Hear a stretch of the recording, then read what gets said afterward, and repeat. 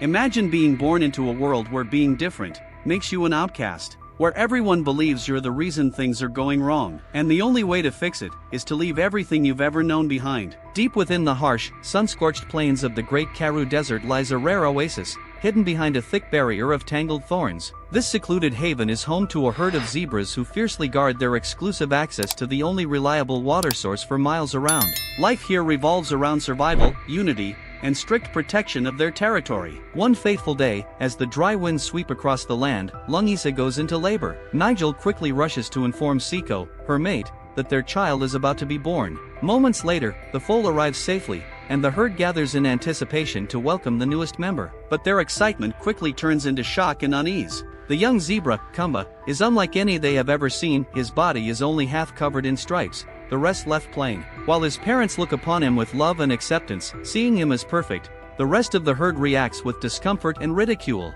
Whispering spreads, laughter follows, and Kumba becomes an outcast from the very beginning of his life. As if cursed by his birth, the rains suddenly cease. The once dependable clouds vanish from the sky, and over time, the oasis begins to wither. The lake shrinks day by day, and fear grips the herd. Many begin to believe that Kumba's unusual appearance is somehow responsible for the drought. Growing up under the weight of this blame, Kumba becomes the constant target of mockery from other young zebras. Despite this, he finds a loyal friend in Tombai, who sees his uniqueness not as a flaw, but as something special. However, her sister Thema strongly disapproves, often teasing Kumba and encouraging others to do the same. Siko, watching his son suffer, struggles with the urge to step in and defend him.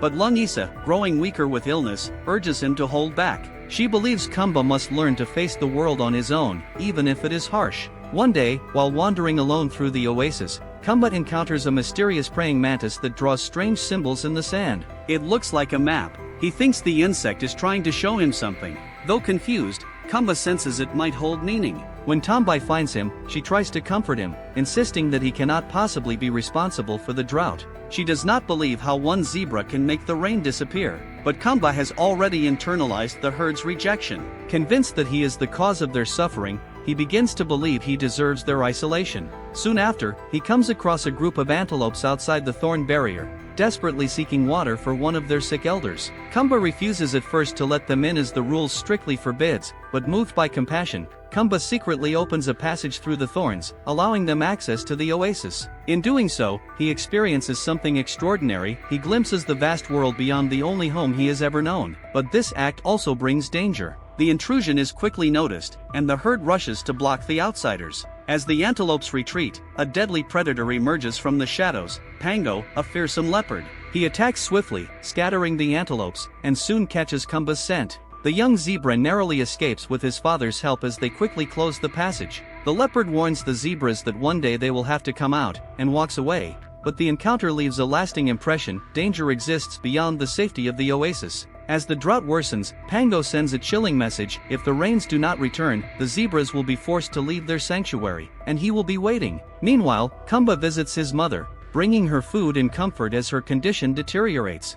Sensing his sadness, Lungisa shares an ancient legend. She tells him that long ago, zebras were entirely white until one ventured across the desert and discovered a magical lake. After bathing in its waters, the zebra emerged with stripes, inspiring the rest of the herd to follow. Lungisa explains that being different is a gift, but Kumba interprets the story differently. To him, it becomes a solution. If he can find the lake, he can complete his stripes and fix everything. He remembers the map that the mantis drew and comes to a conclusion that the insect was showing him directions to the magic lake. When Lungisa passes away, the loss devastates Kumba. Overcome with grief and guilt, he becomes more determined than ever to leave the oasis and find the magical lake. He believes that only by changing himself can he restore the rains and save his herd. Guided by the mantis map, Kumba secretly sets off into the unknown. Beyond the thorn barrier, Kumba encounters Skull, a sly African wild dog who offers to guide him. However, Skull's intentions are far from noble. He plans to use Kumba as leverage to gain water from the zebras.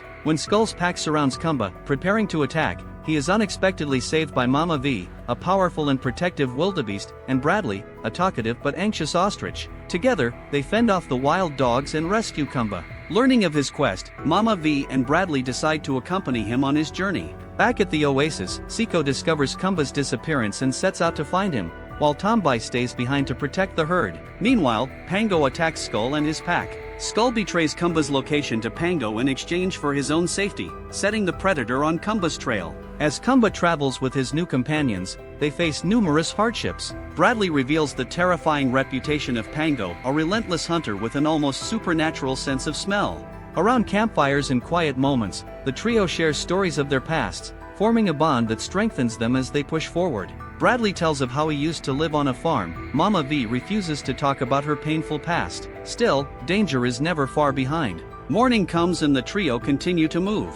At one point, Siko discovers tracks that lead him to believe Kumba has been killed by Pango. As his tracks were next to Pango, heartbroken, he returns to the oasis with the devastating news, though Tombai refuses to accept it. Meanwhile, Kumba and his friends continue their journey, eventually reaching a lake that seems to match the legend. He dips in the water, but nothing happens. Their hope is shattered when they realize it is not magical, it is part of a human-made sanctuary where animals are kept as attractions. Meanwhile, back at the oasis, things are falling apart. The water is nearly gone. The herd is turning on itself, and Kumba's father begins to realize something important. Maybe the problem was never Kumba, maybe it was fear. So he makes a decision to leave, to search for a new future. And unknowingly, their paths begin to converge. Disillusioned but determined, Kumba decides to continue alone when his companions choose to remain in the safety of the sanctuary, since they know Pango can find them here. However, when humans attempt to capture Kumba, he runs for his life,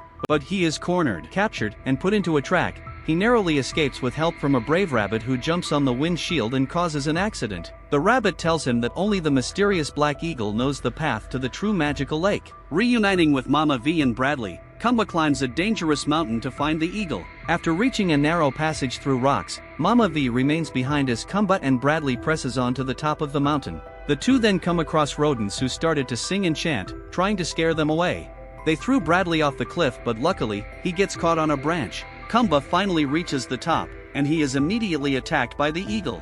But then after proving his determination, the eagle, who understands the pain of being different, reveals the path to the magic lake, which is actually inside Pango's cave on the Nile mountain, warning him of the deadly journey ahead through the Valley of Desolation and the abandoned farm. After learning how to get to the magic lake, Kumba reunites with his companions. He tells them how to get there, but he leaves out the part that the lake is inside the territory of the leopard Pango. Along the way, secrets come to light, trust is tested, and Kumba's companions struggle with the dangers that lie ahead. Just before nightfall, Kumba and his friends arrive in the Valley of Desolation, and after crossing it, find an abandoned farm where they decide to stop and rest. They are about to drink the water from a fountain when a sheep dressed as a wild sheep comes out of the house and starts chasing them with its fake horns. During his escape, one of Kumba's paws gets stuck in the wooden floor and he falls to the ground. At this point, the zebra asks her friends to run to the mountain while she distracts the crazy sheep, but instead of fleeing, Mama V and Bradley stay to help their friend trap the animal and discover that they are on their way to Pango's lair. And eventually, Kumba is forced to confront the truth.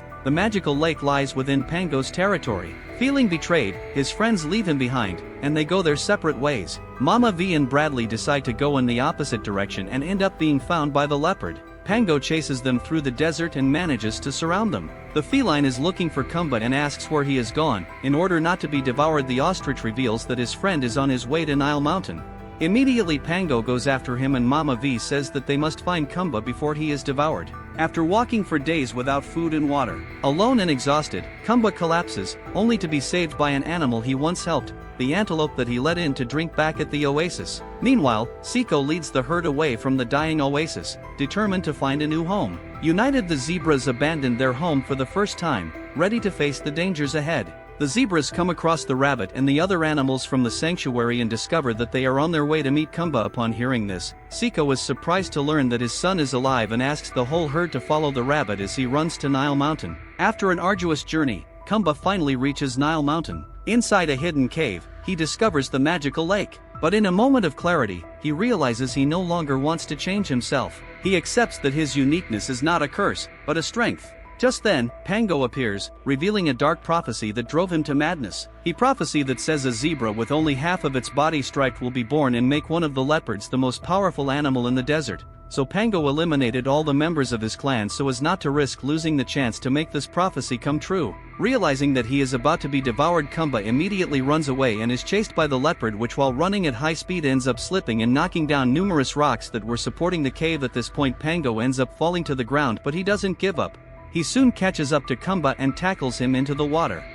Kumba escapes, but when he reaches the surface the leopard appears and pulls him back into the water. However, they both have to separate when they are almost crushed by a gigantic rock, and suddenly the rocks that make up the cave begin to crack. At that moment Seiko, Mama V and Bradley have to run to avoid being crushed.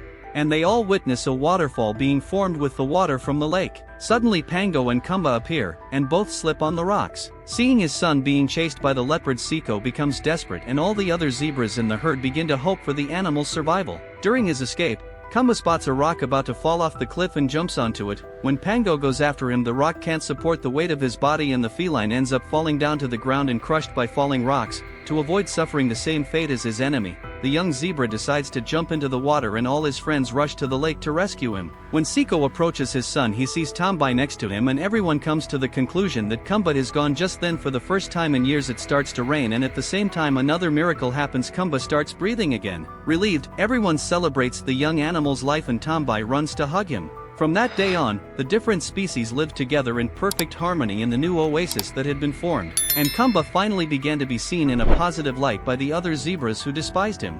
They discover that the differences between them are precisely what make them stronger. The oasis is reborn. Animals from all species come together, not divided, not fearful, but united. And Kumba, he finally belongs, not because he changed who he was, but because he accepted it. Because sometimes, the thing you think is your greatest weakness is actually your greatest strength. And sometimes, the journey to fix yourself leads you to realize you were never broken to begin with. If you enjoyed this recap, make sure to like, subscribe, and check out more stories like this.